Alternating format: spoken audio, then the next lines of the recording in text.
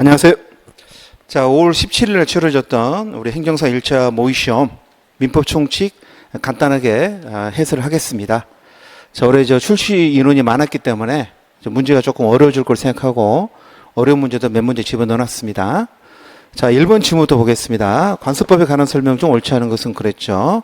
자, 1번 관습법의 성립 시기는 법적 확신을 얻은 때이다. 맞죠? 2번 관습법은 법원으로서 법령에 저촉되지 않는 한 법칙을 효력이 있다. 맞는 지문이죠. 보충적 효력설. 3번 상행위와 관련된 법률 관계에서는 상관습법이 민법보다 우선해서 적용된다. 상법 1조 조문입니다. 그 상관습법은 관습법이지만은 상자가 붙어 있으니까 우선 적용됩니다. 2번하고 구분해서 잘 알아두세요. 4번 관습법은 그 존재를 당사자가 주장 입증해야 한다. 법원이 직권으로 판단하죠. 4번이 틀렸습니다. 5번 헌재 결정은 헌법재판소 법에 나와 있는 조문인데요. 더 정확하게 말하면 헌재 유연 결정이죠. 유연 결정은 모든 국가기관과 그 지방자치단체를 기속한다고 되어 있습니다. 따라야 한다는 거죠. 그래서 만약 그 결정 내용이 민사에 관한 것이면 헌재 결정도 법원이 될 수 있습니다. 근데 또 다른 법하고 달리 헌재 결정은 유연 결정이니까 그 적용해서 안 된다는 측면에서 법원이 되는 거죠. 적용한다는 게 아니라 적용해서는 안 된다는 측면에서는 법원이 될 수 있습니다. 옳지 않은 건 4번이 되겠습니다. 자, 2번 시인의칙 및 권리남용을 설명으로 옳은 것은 1번 제한능력자 제도는 시인의칙에 우선한다. 그렇죠? 그 시인의칙을 이기는 게 두 사람이 있다 그랬죠? 한 사람은 제한능력자, 또 한 사람은 강행규정. 원칙적으로 시인의칙을 이깁니다. 두 번째, 채무자의 소멸시효 항변권, 소멸시효 완성됐다고 주장하는 거죠. 시인의 측의 지배를 받지 않는다. 지배받습니다. 2번 틀렸고요. 3번, 시인의 측은 당사자 주장이 없으면 법원이 직권으로 판단할 수 없다. 틀렸죠? 직권 판단할 수 있습니다. 4번, 권리행사에 의해서 얻는 이익보다 상대방에게 발생할 손해가 현저히 크다는 사정만 가지고는 권리남용이 된다? 되지 않습니다. 4번도 틀렸고요. 5번, 채권자가 유효하게 성립한 계약에 따른 급부의 이행을 청구하는 때에 법원이 시인의 측에 따라서 급부 일부를 감축하는 것은 원칙적으로 허용되지 않는다. 한전이 그 착오로 요금을 부과하지 않았다가 나중에 그 요금을 내라 그러니까 상대방 입장에서는 이게 너무 많지 않냐 그래서 깎아달라 그랬거든요. 그래서 그걸 또 고등법원에서 그걸 또 깎아줬어요. 대법원이 원칙적으로 그럴 수 없다 그랬습니다. 이 계약 자체가 유효하게 성립했고 그러면 유효하게 성립한 계약에 따른 급부 이행을 청구하는 것은 별 문제가 없는 거죠. 근데 법원이 거기다가 함부로 시인의칙을 적용해서 깎아주는 것은 원칙적으로 허용되지 않는다 그랬습니다. 최근 판례 잘 알아두세요. 그래서 5번도 틀렸고요. 올바른 것은 1번이 되겠습니다. 자, 3번 미성년자에 관한 설명으로 옳지 않은 것은 그랬죠. 95년도 3월 30일 오후 9시에 출생한 사람은 2014년도 3월 29일 오후 12시에 성립이 된다 그랬죠. 그 연령 계산할 때는 초일 산입이잖아요. 그러니까 95년도 3월 30일 오후 9시라 그랬는데 뭐 이건 의미 없는 거고 초일 산입이니까 이때가 계산점이 되는 거죠. 그럼 여기다 몇 년을 답니까? 19년을 더하게 되면 2005년, 2015년, 2014년이 될 테고 계산일 전달이니까 3월 29일 오후 12시. 3월 29일 오후 12시는 다른 말로 하면은 3월 30일 오전 0시가 되겠죠. 이때부터 성립이 되는 겁니다. 그래서 1번은 맞고요.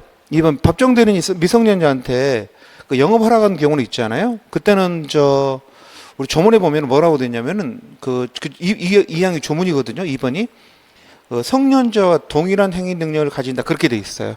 그러니까 법정대리인의 동의권도 사라지고 법정대리인의 대리권도 사라집니다.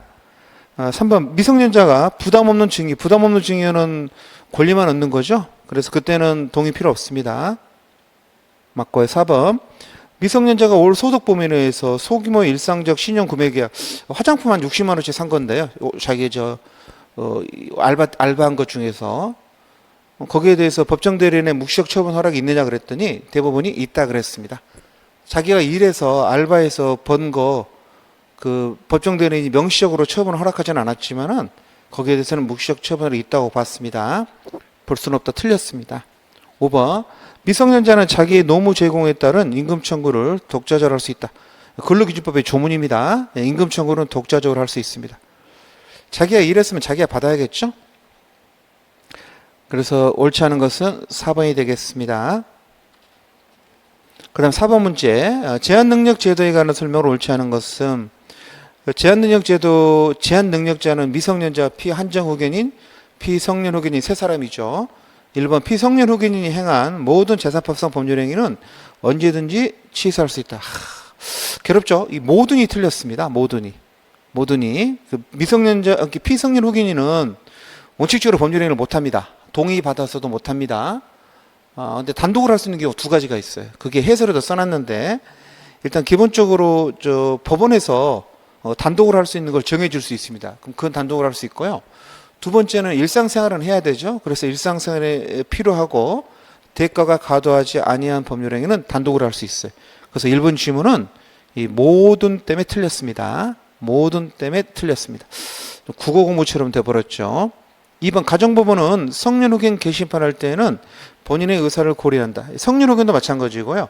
한정후견도 마찬가지입니다. 의사를 고려하라고 돼 있죠.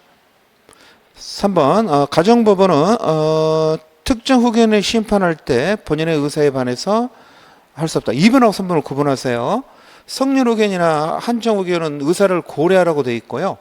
특정 후견은 의사를 고려하라고 돼 있는 게 아니라 피특정 후견이 싫다 그러면 안 됩니다. 그래서 반해서는 할 수 없습니다. 구분해서 알아두세요. 4번 가정법원이 피한정 후견인에 대해서 성년 후견 개시판 했으면 종전권 종료해야죠. 종전권 종료하고 새로운 거 개시하고. 5번 가정법원은 청구권자 청구가 없는 한 성년 후견 개시 심판을 직권으로 할 수 없다. 이 직권 없습니다. 본배 사후 검지, 본인 배우자 사촌인의 친족, 그렇죠? 그 다음에 여러 종류의 후견인들, 그 다음에 검사, 그 다음에 지방자치단체장 이렇게는 돼 있지만 직권이 없어요. 직권은 없습니다.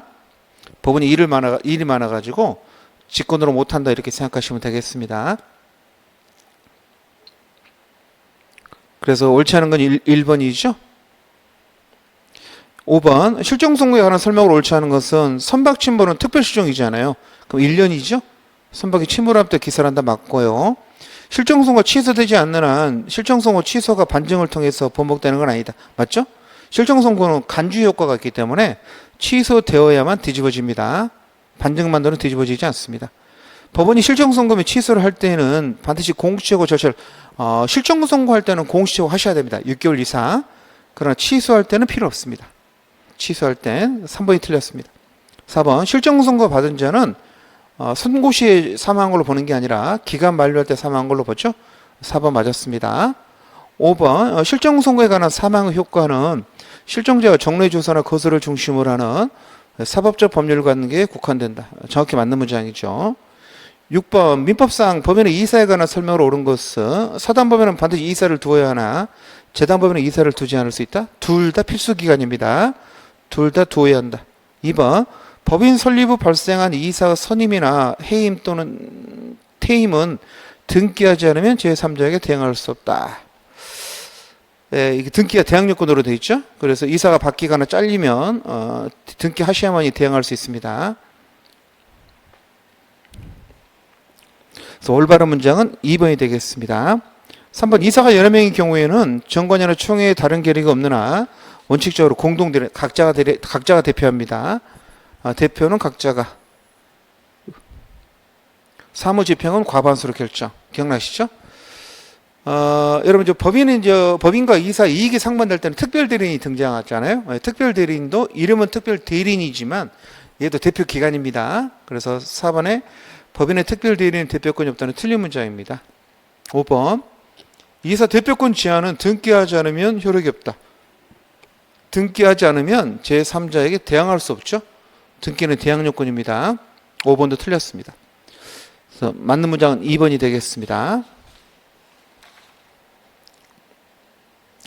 그 다음에 7번 법인의 기관에 관한 설명을 옳지 않은 것은 1번 정관과 다른 규정이 없는 한 사원총회 결의사항은 총회를 소집할 때 미리 적법하게 통지한 사항에 한한다. 그러니까 원칙적으로 기습결의를 하시면 안 된다는 거죠.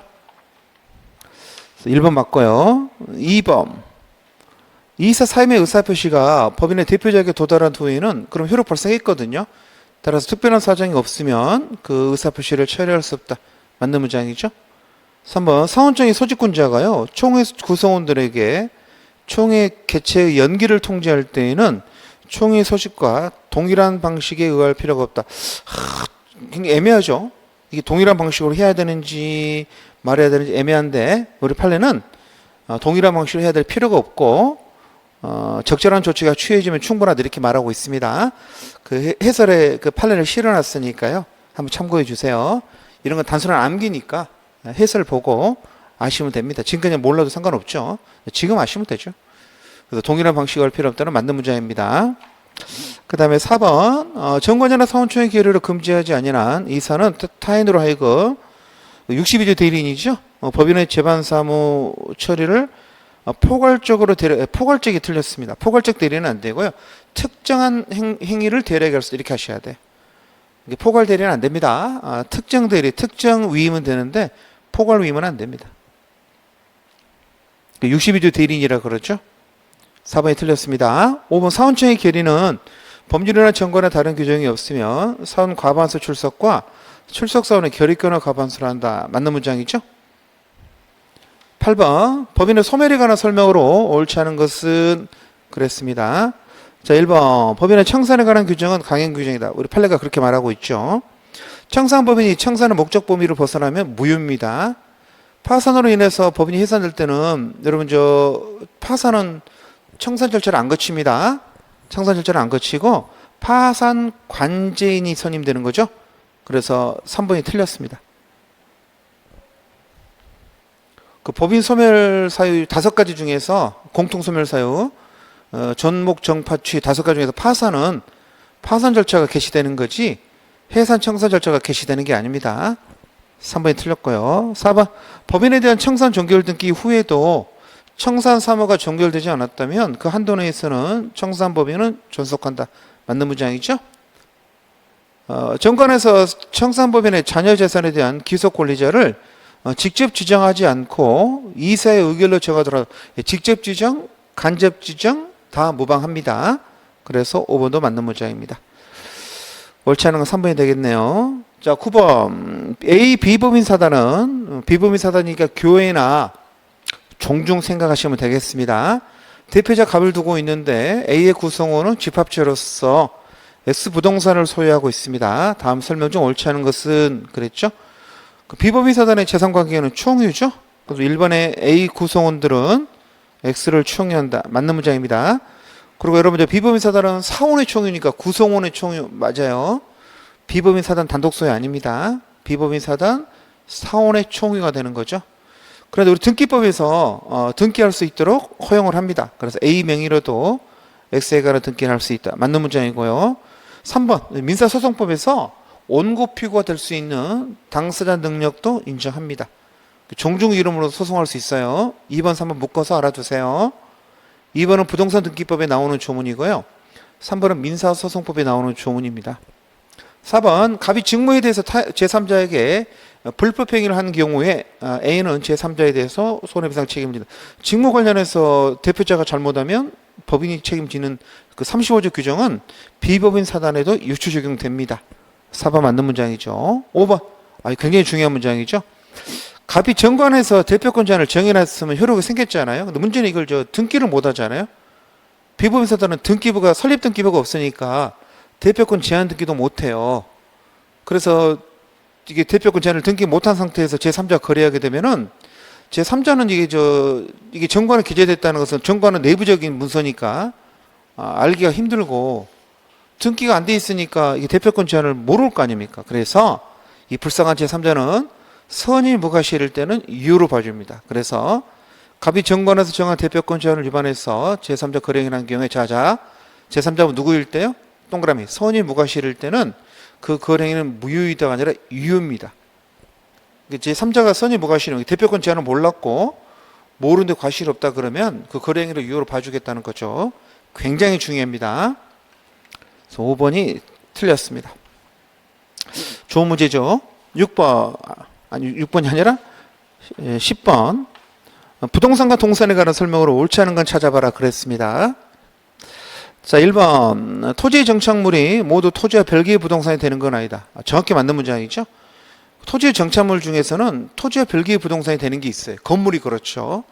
근데 이제 그 토지 일부인 경우도 있죠. 수목 같은 경우는 그 명의방법하거나 임목등기를 하지 않으면 원칙적으로 토지 일부잖아요. 그래서 모두가 틀렸습니다. 토지와 별개의 부동산이 되는 경우도 있고 토지 일부가 되는 경우도 있으니까 모두 되는 건 아니다. 그래서 맞는 문장입니다. 옳지 않은 걸 찾아라 그랬죠. 모두 되는 건 아니다. 그러니까 별개의 부동산이 되는 것도 있고 안 되는 것도 있고. 2번. 건물이 아직 미완성이랄지라도 예, 우리나라 민법에서는요 완공이 안 됐더라도 최소한의 기둥, 지붕, 주벽 이 세 가지 최소한의 기둥, 지붕, 주벽만 있으면 건물로서는 성립합니다. 맞고요. 전기, 기타 관리하는 제한적은 동산이죠. 토지의 정착물이 아니니까. 토지하고 토지의 정착물은 부동산이고요. 기타 물건은 다 동산입니다. 동산 중에도 등기나 등록에 의해서 물건을 공시하는 물건이 있죠. 선박, 자동차 이런 것들은 등기나 등록하는 거죠. 그래서 4번도 맞고요. 5번. 임야에 있는 자연석, 이 판례인데요. 원래 그 돌덩어리 자연석은요 임야의 일부거든요. 근데 자연석을 조각을 해가지고 석불을 제작하셨어요. 그러면은 그때는 임야의 일부가 아니라 임야와 독립된 물건이 됩니다. 근데 이 석불이 이제 땅에 붙어 있는 건 아니니까 동산으로 볼 수 있겠죠. 우리 판례에서는 뭐 동산이 부동산 말을 안 했는데 독립된 물건이 된다 그까지 말했는데 뭐 판례대로 알고 있으면 되겠습니다. 독립한 물건이 된다. 자연석을 조각, 원래 자연석은 임야의 일부입니다. 토지 일부인데 그걸 조각해서 석불을 만들면 독립한 물건으로 보는 거죠. 임야와 별개의 물건으로 봅니다. 그게 실제 이게 70년도 옛날 판례거든요. 이게 실제 석불이 어느 정도 크기인지 모르겠어요. 11번. 다음 중 계약이 당사자가 약정한 내용대로 전부 이유인 경우는 그랬죠. 최근에 이런 스타일의 문제가 잘 나옵니다. 이게 이유냐 무효냐를 판단해 보라는 거죠. 첫 번째, 여러분 변호사 아닌 자가 소송사건 수행하고 그 대가로 소송물 일부를 양도받는 것은 이건 변호사법 위반입니다. 강행규정 위반으로 무효입니다. 변호사 아닌 사람은 이런 거 못하죠. 이거 브로커잖아요. 두 번째, 부동산 중개업자가 초과 수수료 받는 거 우리 판례가 무효로 봤죠. 이걸 강행규정, 효력규정으로 봤습니다. 법정 대리인의 동의 없이 미성년자와 계약을 체결했는데 이를 취소할 수 없다고 한 경우, 여러분 미성년자는 법정 대리인 동의 없이 계약서를 쓰면 취소할 수 있잖아요. 근데 그걸 취소할 수 없다고 한 약정은 안 됩니다. 왜 안 되냐면은 강행규정이죠. 강행규정이니까 강행규정 위반하는 특약은 무효입니다. 임의규정은 특약이 가능하지만 강행규정은 안 돼요. 세무사가 형평원칙에 반해서 부당하게 과도한 금액을 세무 대리 업무 처리 보수를 받기로 하는 거 무효죠. 너무 심하니까 무효로 받고요. 그 다음에 혼인의 불성립을 해지 조건으로 해가지고 약혼 예물을 교환하는 거 이렇게 돼 있죠. 이건 어떻게 됩니까? 여러분 어떻게 되죠? 그 혼인의 불성립 해지 조건, 지금 약혼 예물을 주는 건데 혼이 성립하지 않으면 토인되라는 거잖아요. 괜찮습니다. 우리 판례는 약혼 예물의 성격을 혼인의 불성립을 해제 조건으로 하는 증여로 봤어요. 그리고 여러분 이 약혼 예물은 결혼식 때 주고받는 그 예물 말하는 겁니다. 결혼하기 전에 그 시부모가 물방울 다이아몬드를 하나 해준 거죠. 나중에 이게 결혼이 성립이 안 되면 돌려줘야죠. 혼인의 불성립을 해제 조건으로 해서 증여한 경우니까. 그래서 5번이 정확히 맞는 문장입니다. 약혼 예물의 그 성격을 혼인의 불성립을 해제 조건으로 하는 증여로 봤습니다. 그리고 여러분 그 2번하고 4번 같은 경우는 그 중개수수료 같은 것도 이것도 초과 부분이 무효죠. 4번 같은 것도 과도한 부분만 무효로 봤습니다. 그런 것도 좀 참고로 알아두시고요. 전부 유효인 경우는 5번이 되겠습니다. 자, 12번. 불공정한 법률에 관한 설명을 옳지 않은 것은, 자, 1번이 책에 없는 판례인데요. 불공정한 법률에 관한 좀 재밌는 판례죠. 이게 총의 결의가 불공정한 법률에 될 수 있냐는 건데 될 수 있다는 판례가 나왔습니다. 어업권 소멸이 되면은 손실보상금이 나오거든요. 간척지 개발하는 바람에 거기서 더 이상 어로 작업을 못하면 보상금이 많이 나와요. 그래서 5천 개 앞으로 나오면은 5천 개가 그걸 총이 결의를 해가지고 분배 결의를 해서 날아가져야 되는데 너무 좀 심하게 불공정했나 보죠. 그래서 그 5천 개원이 그 5천 개 결의를 불공정한 법률행위를 주장했는데 우리 대법원이 그럴 수 있다고 받아줬습니다. 알아두세요. 그래서 총의 결의 5천 개 총의 결의가 104조가 적용될 수도 있다. 1번 맞고요. 2번 매매계약이 불공정한 법률행위에 해당하는 경우에 특별한 사정이 없는 한 불이익하게 입게 되는 당사자가 불공정성을 이유로 제소하지 못하게 하는 자 동그라미 부제소 합의 소송을 제기하지 못하도록 합의서를 쓴 거죠. 이 문제와 관련해서는 더 이상 민형사상 어떠한 법적 조치도 취하지 않는다 이런 식으로 쓰는 건데 그러면 원래 그 매매계약이 불공정 법률이 무효라면 그걸 못다투게 하는 것도 당연히 무효가 되겠죠. 2번은 맞고요. 3번 매매계약에서 의사표시한 자가 공박 상태에 있었더라도 상대방이 그와 같은 사정을 알면서 이를 이용하는 폭리행위 악이라 그러죠. 악의가 없으면 불공정 법률이 안 됩니다.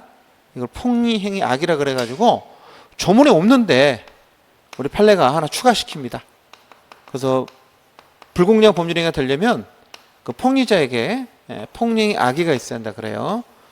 상대방이 공박형설 무경험 상태에 빠져 있다는 걸 알고 이를 이용하려는 의사, 그걸 우리가 폭리행위 악이라 그럽니다. 그리고 공박형설 무경험은 셋 중에 하나만 있으면 되죠.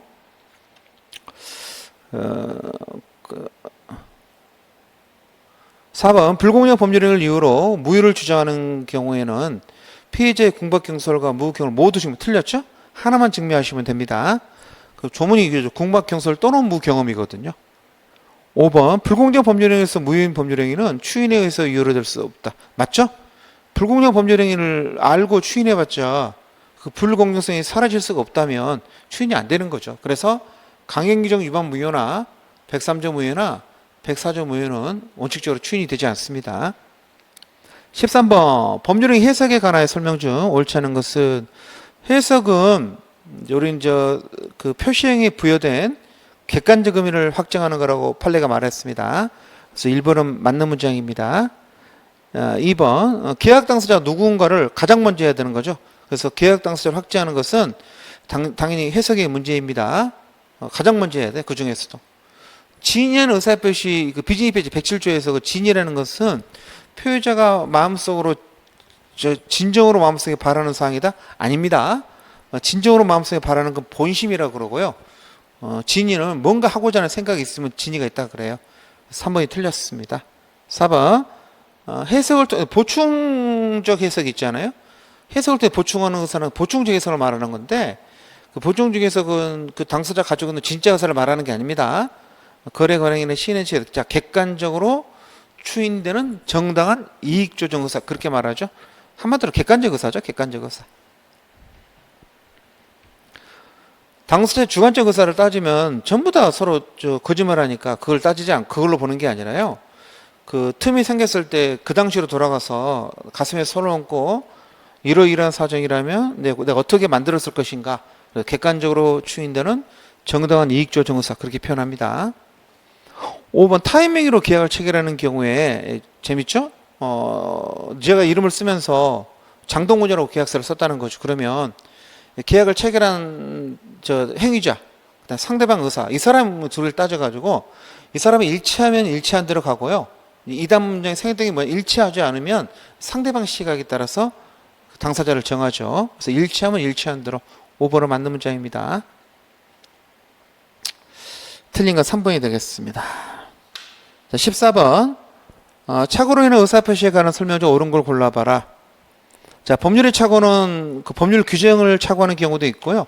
법률 규정의 내용을 착오하는 경우도 있겠죠. 어찌됐든 간 상관없습니다. 다른 착오랑 똑같습니다. 그래서 법률의 착오는 그것이 법률행위 중요 부분에 해당하더라도 취소할 수 틀렸어요. 취소할 수 있습니다.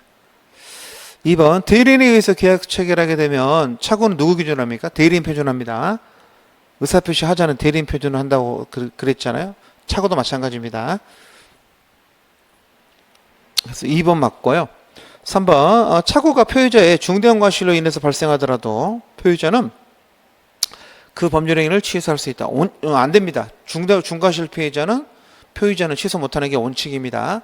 근데 만약에 예의적 판례가 있는데 표의자가 중과실이더라도 그걸 알고 이용할 때는 취소할 수 있어요. 근데 그런 말이 없다 그러면 중과실 표의자는 취소 못한다 이렇게 알아두세요. 4번 틀렸고요. 3번 틀렸고 4번 착오를 이유로 의사표시가 취소가 돼가지고 이게 우리나라는 이제 무과실, 경과실 둘 다 취소할 수 있거든요. 그러면 무과실 표의자는 문제가 안 되겠지만 특히 이제 경과실 표의자 같은 경우는 취소하는 사람이 경과실이 있으니까 상대방 입장에서는 거기에 대해서 손해배상을 청구하려고 그랬거든요. 대부분이 안 받아줬습니다. 그래서 취소가 돼가지고 상대방이 손해를 입었을 때 상대방 그걸 불법행위로 인한 손해배상을 청구할 수 있다. 틀렸습니다. 왜 그러냐면 법에서 경과실 표의자한테 착오 취소를 허용한다는 것은 그게 불법이 아니라는 거잖아요. 그래서 불법행위 손해배상이 안 됩니다. 5번 매도인이 매수인의 채무 불이행을 이유로 매도인이 계약을 해지한 거죠. 근데 그 다음에 매수인이 착오로 취소할 수 있냐는 건데 이걸 우리가 해제와 착오 취소 경합 이런 식으로 표현하기도 합니다만은 가능합니다. 그래서 그 해제되면은 매수인은 매도인을 받았던 거 다 그 계약 매도인 입장에서는 그 뭐죠? 그 매수인에게 이렇게 매수인이 매도인에게 계약금을 줬을 거 아닙니까? 근데 그 해제가 되면은 그 계약금을 만약에 그 계약서에 손해배상 그 위약금 특약이 돼 있으면 계약금을 손해배상조로 매도인이 갖게 되거든요. 근데 매수인 입장에서는 이게 지금 자기가 채무를 불이행한 이유가 좀 착각이 한 것 같아요. 잘못 산 것 같아요. 그러면 취소할 수 있어야 되죠. 그래서 해지한 다음이라도 매도인 해지한 다음이라도 매수인은 착오를 취소할 수 있습니다. 차이점이 뭐냐면 착오를 취소하게 되면요. 취소 효과는 부당이득 반환이니까 계약금 돌려받을 수 있습니다. 그래서 실익이 있기 때문에 할 수 있다 그래요. 그래서 없다가 틀렸습니다. 있다.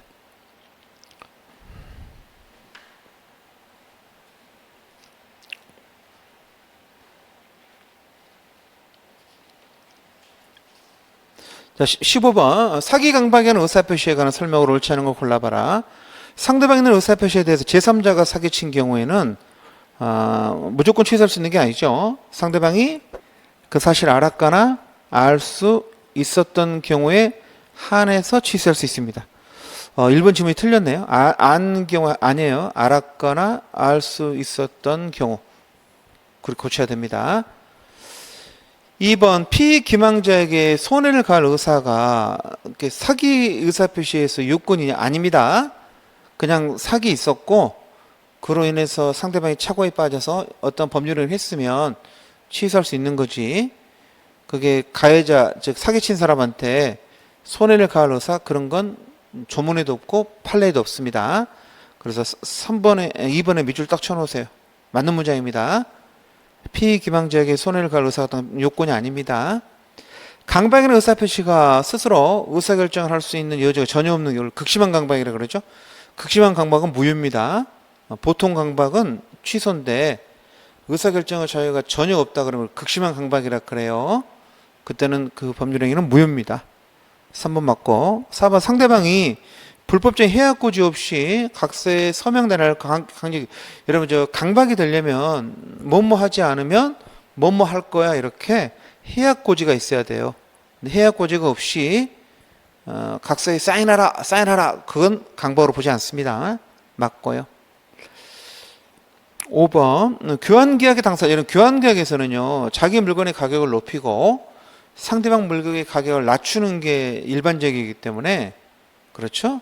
그래서 자기 물건 가액을 묵비하는 경우, 침묵하는 경우죠. 판례는 묵비라는 표현을 썼는데 묵비하는 경우도 사기가 아니고요. 허위로 고지한 경우도 사기가 아니라 그랬습니다. 둘 다 사기가 아닙니다. 교환계약서는 그렇다는 거죠. 그래서 시가보다 높게 허위로 고지하였다 할지라도 기망에 해당하지 않습니다. 자, 맞는 문장입니다. 허위 고지도 교환계약에서는 기망으로 보지 않습니다.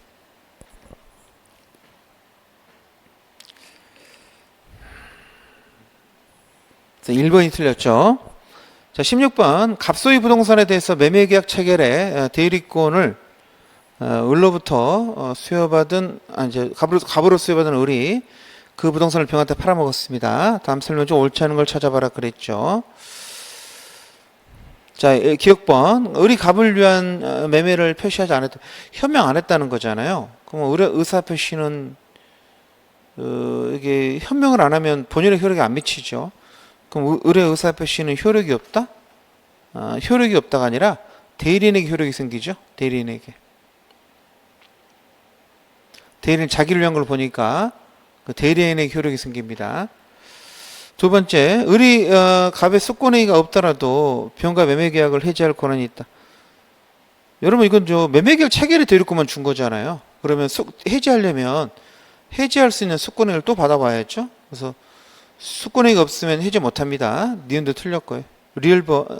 디귿번 을은 갑의 승낙이 있거나 부득이한 사유가 있다고 있더라도 복대인을 선임 못한다. 그 임의대리인이잖아요. 임의대리인 복인권은 본인의 승낙 부득이한 사유입니다. 할 수 있습니다. 못한다 틀렸습니다. 자, 을의 강박행위 있는 경우 잘 보세요. 그 갑하고 갑이 본인이고 을이 대리인이잖아요.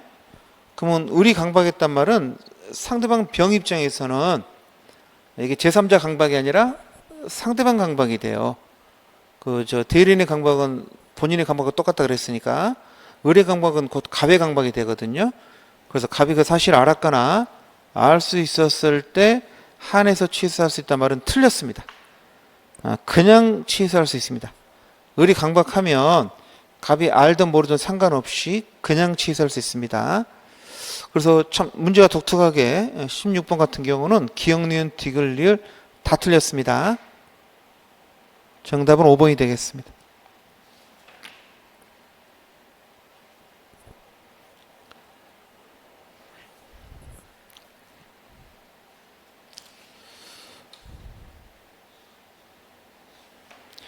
자, 17번 복대리가 하는 설명을 옳지 않은 것은 그랬죠. 법정 대리는 복대리인 행위에 대해서 원칙적으로 무과실 책임을 진다. 그렇죠? 복대리는 원칙적으로 언제나 복인권이 있고요. 책임도 언제나 복대리인 행위에 대해서 전적인 책임, 무과실 책임을 집니다. 맞고요. 복대리는 제3자에 대해서 대리인과 동일한 권리 의무가 있다. 조문이죠? 맞는 문자. 3번 임의대리는 본인의 지명에 의해서도 복대리인을 선임할 수 있다. 본인이 직접 해도 되고, 임의대리인이 복대리인을 선임 직접 해도 되고요. 본인이 시키면 또 시킨 대로 해도 됩니다. 그래서 3번도 맞고요. 4번 대리인의 대리권이 사라지면 복대리권 사라지죠. 4번도 맞고. 5번 복대리인은 대리인이 본인의 명의로 선임한 본인의 대리인이다. 본인 명의로 선임하는 게 아니라 대리인 명의로 선임합니다. 대리인 자신 이름으로 선임한 본인의 대리인이다. 아수라백작 같은 사람이에요. 선임은 대리인 명의로 하고요. 그 효과는 본인의 대리인이죠. 그래서 어디에 틀렸습니까? 본인 명의가 아니라 대리인 자신 명의로 선임한 본인의 대리인입니다. 5번이 틀렸죠? 18번 갑은 대리권 없이 을 소유 부동산을 병에게 팔아먹었습니다. 이런 문제가 나오면은 누가 본인인지 누가 무권 대리인지 구분하셔야 됩니다. 보통은 우리가 본인을 갑이라 그러는데 이 문제에서는 본인이 을이고 무권 대리인이 갑입니다. 계약서를 썼는데 옳지 않은 걸 찾아봐라 그랬죠. 자, 병은 갑에게 이 대리권 없다는 알았대요. 그러면 채고할 수 없다? 채권할 수 있죠. 처리를 못하는 거지. 채고할 때는 상대방은 선악을 안 따진다 그랬잖아요. 갑이 미성년자일 때는요, 병에게 계약의 이행 또는 손해를 배상할 책임이 없다. 그 계약의 이행 또는 손해배상 책임이 그 무권대리인은 상대방의 책임, 무권대리인은 상대방에 대한 135조를 말하는데 그 요건이 상대방은 선임 무과실해야 되고 그 다음에 그 무권대리인은요 행위 능력이 있어야 돼요. 그래서 갑이 미성년일 때는 책임 안 집니다. 2번 맞고요. 틀린 거 찾아라서 1번이 틀렸고 2번이 맞습니다. 실제 시험에서는 이제 1번이 정답이 나왔으면 2번은 풀 필요가 없죠. 바로 지나가야죠.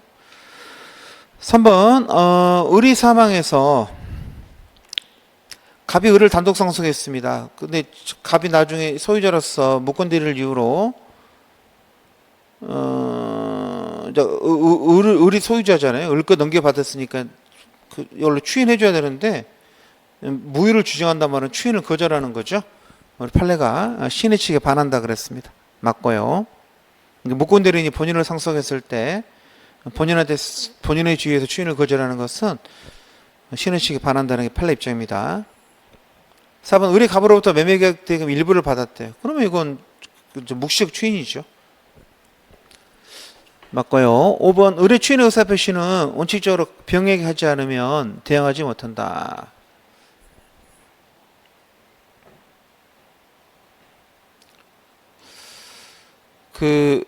여러분 이게 추인은 을이 하는 거잖아요.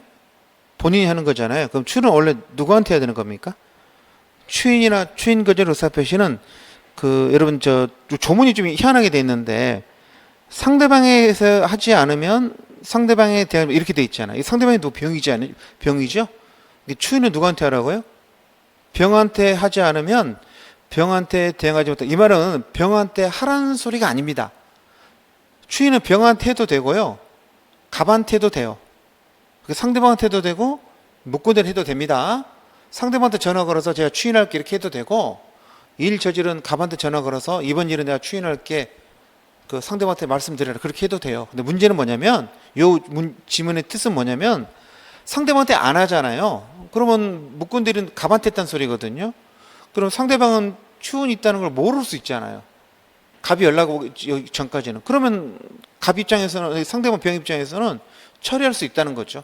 처리가 추인 전까지 가능하거든요. 그러니까 추인이 있다는 걸 병이 모르고 있다면 병한테 대응 못한다는 겁니다. 예를 들어서 시험 문제에서 을의 추인의 의사표시는 병에게 하지 않으면 무효이다. 그러면 틀려요. 무효이다가 아니라 병에게 대항하지 못한다. 이렇게 써야 됩니다. 상대방한테 안 하면 상대방에 대항 못하는 것이 무효이다. 그렇게 쓰시면 안 됩니다. 그래서 5번이 맞는 문장입니다.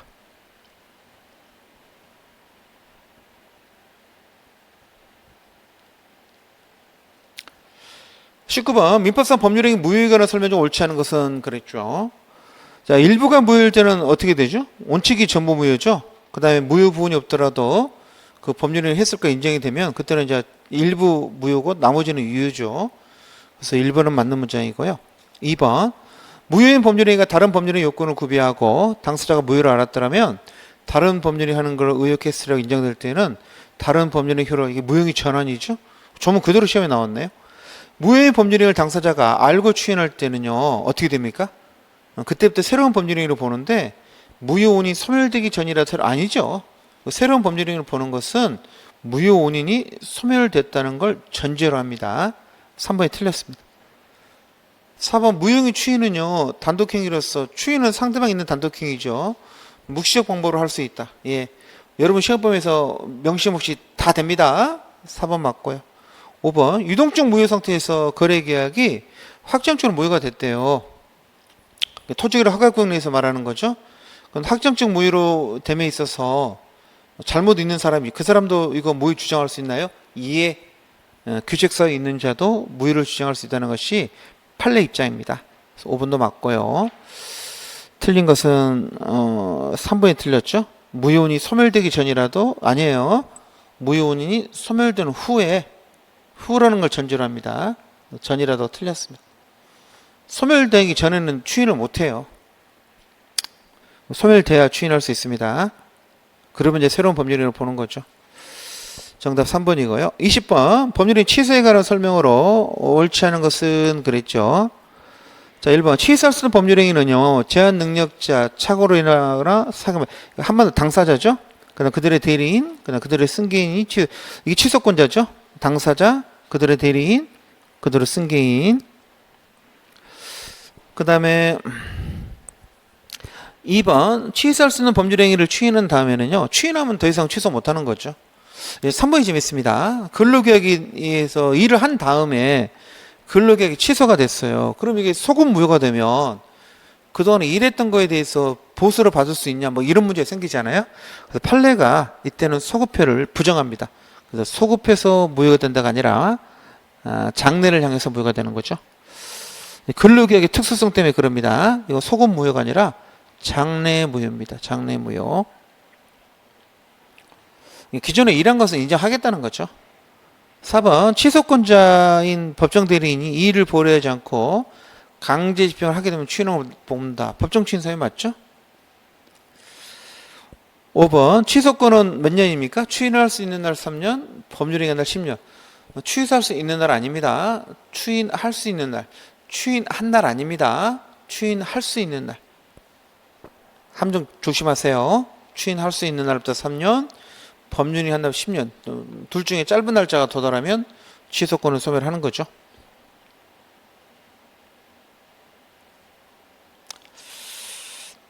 그래서 옳지 않은 것은 3번이 되겠습니다.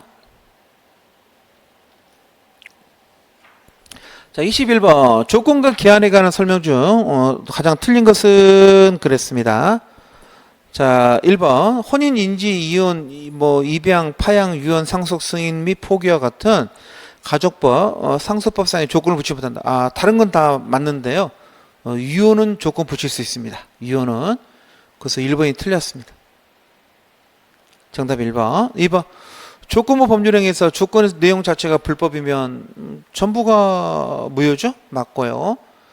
정조건부 채권 양도에서 조건이 성취됐다는 것은 주장하는 사람한테 입증 책임이 있고, 조건 성취력은 원칙 소급 안 하죠? 그래서 성취된 때 그때부터 이렇게 생기는데 당사자가 특이하게 쓰면 소급할 수 있죠. 4번도 맞고요.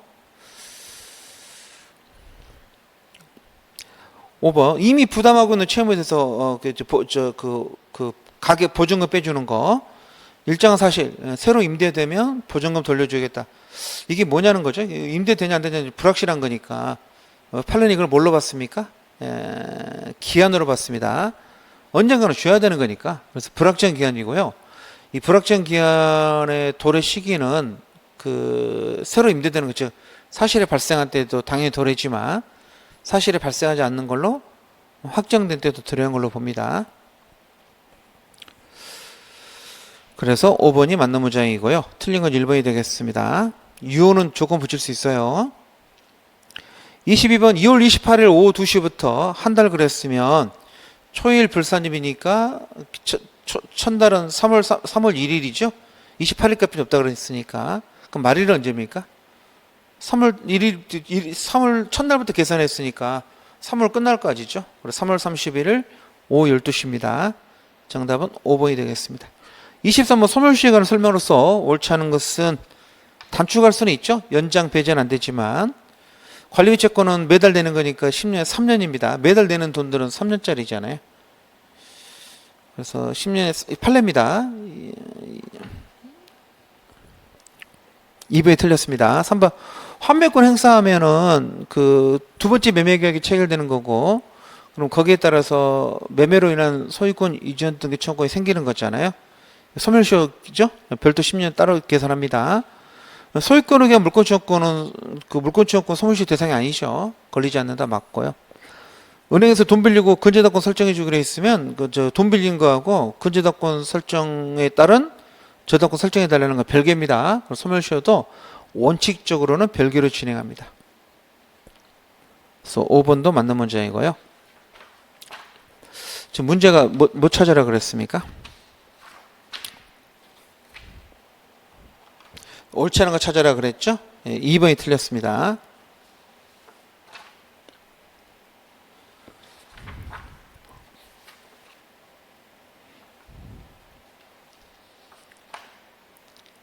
자, 24번 소멸시효에 관한 설명으로서 옳지 않은 것은 채권하고 소유권, 채권은 기본이 10년이고 소유권 안 걸리고 나머지 기타 재산권은 20년이죠? 맞고요.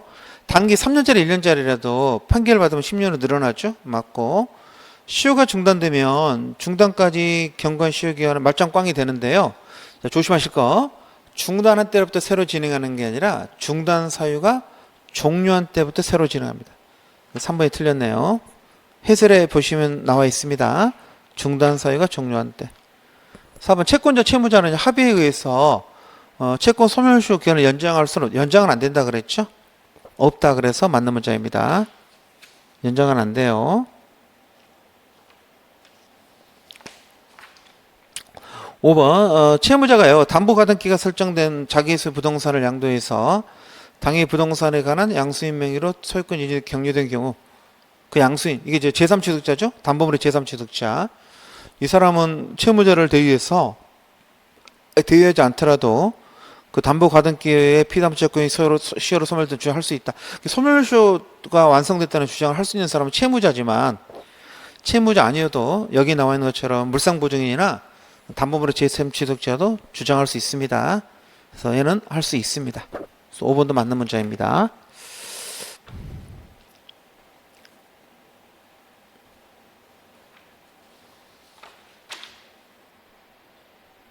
그걸 우리가 담보물의 제3취득자라 그래요. 담보가 돼 있는 걸 산 사람이란 말이죠. 이 사람도 소멸시효 주장할 수 있는 사람 5년권자에 들어갑니다. 물상보증이나 똑같은 인간이라 그랬죠. 자, 25번 볼까요? 소멸시효 중단 사유에 관한 해당하는 것은 그랬죠. 해당하는 것은 1번 채권자 압류 되죠. 압류, 가압류 가처분이 중단 사유 아닙니까? 그래서 압류는 당연히 됩니다. 정답이 1번 나와버렸네요. 압류 됩니다. 그다음 두 번째는 정조건에서 조건이 성취되면 성취된 때부터 소멸시효가 진행하는 거죠. 중단 사유가 아니라 이제 이때부터 진행하는 거죠. 그다음에 법정대리인의 동의 없이 한 미성년자 채무 승인. 여러분 채무 승인은 그 소멸시효 중단 사유거든요. 그렇죠? 저 빚 있는 거 알아요 하는 거잖아요. 채무 승인할 때 미성년자가 채무를 승인할 수 있을까요? 미성년자 채무 승인하려면 그 채무 승인은 처분 권한이나 처분 능력 같은 건 필요 없지만 조문이 이렇게 돼 있거든요. 채무를 승인하는 사람은 제가 빚 있는 거 알아요 이렇게 인정하려면 처분 권한은 필요가 없어요. 근데 거꾸로 뭐냐면 관리 권한은 필요합니다. 재산관리인, 대리인 이런 사람들 할 수가 있는데 미성년자는 관리 권한도 없죠. 관리 권한도 없으니까 단독으로 소멸시효를 중단하는 승인할 수가 없습니다. 굉장히 중요합니다. 그 해설에도 써놨지만 처분 권한이 없어도 된단 말은 거꾸로 관리 권한은 있어야 한다 말이고 미성년자는 제한 능력자니까 자기 재산을 관리할 권리가 없어요. 법정대리 동의가 있어야 됩니다. 그래서 동의 없이 채무를 승인하게 되면 무효입니다. 효력이 없어요. 그런 것은 소멸시효 중단되지도 않죠. 그래서 4번 채무자가요 채무권자한테 동시항변권 행사하는데 소멸시효 중단 안 됩니다. 이게 좀 약간 이게 최근에 주택임대차에서 임차 보증금 안 돌려주니까 임차 목적물을 반환 안 하는 그 경우에는 그때는 그 보증금 반환 채권 소멸시효가 진행하지 않는다 그랬거든요. 권리 행사하고 있으니까. 근데 그건 좀 특이한 케이스고 일반적으로 나왔을 때는 동시항변권은 소멸시효 중단 사유가 안 된다고 알아두세요. 그래서 행사하든 말든 간에 이 기한 도래에 하면 진행합니다. 소멸시효 중단 사유는요, 다른 거랑 헷갈릴 수도 있는데, 소멸시효가 진행하다가 멈추는 거잖아요. 그러면 그 사유는 크게 세 가지예요. 청구, 압류, 그렇죠? 그 다음에 압류, 가압류, 가처분. 그 다음에 승인. 그래서 우리 청, 압승 이렇게 외우죠. 청, 압승 외우는데, 다시 압류는요, 뒤에 두 개 더 있죠. 보존적 가압류도 있고요. 가처분도 들어갑니다. 압류는 강제 집행 절차고요. 가압류 가처분은 보존 절차인데 소멸시효 중단 효력은 똑같이 인정해 줍니다. 승인은 이제 채무자가 빚있다고 인정하는 거죠. 이 두 개는 채권자가 하는 거고. 다시 청구는 안에 몇 개가 있습니까? 이 안에 다시 보시면 재, 파지, 화, 임, 채 그래가지고 이 안에 또 8개가 있어요. 재판상 청구, 파산 절차 참가, 지급명령 신청, 화해를 위한 소환, 임의 출석, 채고 이렇게. 그래서 이것만이 소멸시효 중단 사유입니다. 동시항변권에서 이런 것들은 중단 사유가 아니다. 이렇게 알아두시면 되고. 재판상 청구와 관련해서 5번에 보시면 소재기 있지 않습니까? 물상보증인이 물상보증인은 그 제3자가 담보를 제공한 거죠. 그래서 채무가 소멸시 완성된 것 같으니까 내가 제공했던 담보의 등기를 말소해달라고 소를 제기할 수 있거든요. 물상보증이 원고가 된 거죠. 그래서 채권자가 응소했죠. 응소해서 자기가 권리가 있고 아직 소멸되지 않았다는 걸 주장해가지고 피고가 이겼어, 채권자가. 그러면 소멸시효를 중단시켜 줄 것 같은데 조심하실 건, 이 응소가 소멸시효가 중단이 되려잖아요. 여러분, 여기 응소 없지 않습니까? 재판사 청구는 소를 제기하는 걸 말하는 게 원칙입니다. 근데 거기 판례가 뭘 추가시켜줬다고? 응소를 판례가 집어넣어줬어요. 이것은 소회를 제기하는 거고, 얘는 소에 응하는 거죠. 얘는 원고가 되는 거고, 얘는 피고가 되는 경우인데, 채권자가 피고가 돼서 권리를 주장해서 그 주장이 받아들여지면 똑같이 재판사 청구에 넣어줍니다. 그렇죠? 조심하실 건, 이 응소는요, 채무자가 제기한 소송에 응소하셔야 돼요. 5번처럼 물상보증인이 제기한 소송 또는 담보물의 제3취득자가 제기한 소송에 응소하는 것은 응소로 보지 않습니다. 그래서 5번도 중단 사유가 아닙니다. 됐죠? 좀 어려운 문제였습니다. 근데 정답은 너무 쉬웠죠. 1번에 압류, 가압류 가처분은 중단 사유 들어갑니다. 그래서 1번이 정답이고요. 2번은 조건 성취되면 이제 소멸시효가 진행하는 거고, 채무승인은 미성년, 소멸시효 중단 사유는 맞는데 미성년자가 동의 없이는 못하죠. 동의 없이 했으니까 무효고요. 동시항변권은 중단 사유는 관련 없고, 그 다음에 응소는 중단 사유가 맞지만 채무자가 제기한 소송에 응소해야 되는 거지, 물상보증이나 제3자가 제기한 소송에 응소하는 것은 중단 사유가 아닙니다. 그래서 5번도 정답이 아닙니다. 정답은 1번이 되겠습니다. 그 작년 시험보다 조금 난이도가 있는데요. 근데 전체적으로 보면 비슷합니다. 그래서 이 정도 시험 문제를 일단 풀 수 있어야 되고요. 실제 시험장에 이제 곧 가시면은 올해 응시원이 너무 많다 보니까 좀 어려울 수도 있어요. 출제당국에서 1차 합격생을 줄여야 2차 시험 인원을 감당을 할 수 있지 않겠습니까? 1차 합격생을 예를 들어 3.0씩 나오면 안 되지, 2차 시험 보기 좀 힘들어지잖아요. 그래서 문제를 조금 어렵게 낼 수는 있습니다. 근데 그렇다고 해서 난이도를 확 올릴 수는 없어서 출제당국이 고민이 많을 것 같은데, 문제가 어렵게 나와도 모든 문제가 다 어려운 건 아닙니다. 우리는 60점만 필요한 거고요. 조금 안전하게 생각하시면 70점 정도 맞으면 되는 거니까, 시험 문제를 풀 때 문제가 너무 길고 어려운 지문들로 느껴지면 일단 그 문제는 제끼고, 일단 25문제 중에서 빠른 20분 안에 20문제만을 풀기를 권합니다. 20문제를 먼저, 5문제는 푸지 마시고 제끼고요. 어렵다고 느껴지는 건 제끼고 20분 만에 20문제를 푸시기 바랍니다. 이 20문제만 푸시면 돼요. 그러면 세 과목을 다 풀고 나면 15분이 남지 않겠습니까? 그럼 답안지 마킹하고 나머지는 찍어도 우리는 20문제에서 15개만 맞으면 되는 거니까요. 여기서도 한 문제 찍으면 맞겠죠. 그래서 너무 이렇게 모르는 게 나와서 당황하지 마시고 쉬운 위주로 푸시면은 어려운 거 제끼더라도 충분히 합격할 수 있는 점수는 나올 수 있으니까 마지막까지 집중하셔서 최선을 다하시기 바랍니다. 예, 제 1년 동안 강의 들으시는 고생 많으셨고요. 여러분들의 합격을 진심으로 기원하겠습니다. 고맙습니다.